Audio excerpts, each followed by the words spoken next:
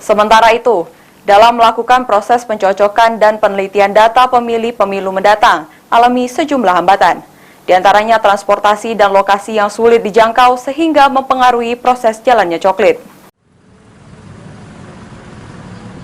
Proses pencocokan dan penelitian data pemilih saat ini masih terus dilakukan oleh Pantarlih.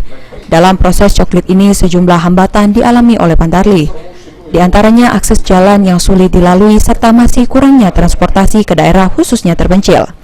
Sehingga Pantarlih pun harus berjuang keras agar dapat sampai ke lokasi untuk melakukan proses coklit.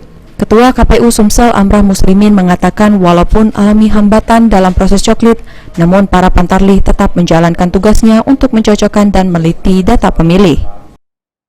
Memang di beberapa wilayah kami temukan Pantarlih kita harus menyewa perahu, kemudian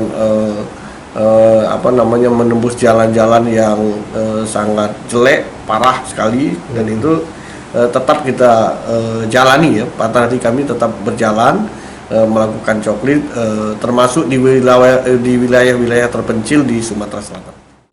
Khusus di Sumsel sendiri, menurut Amrah, proses coklit sampai saat ini telah mencapai 80%. Firman Hidayat, PAL TV.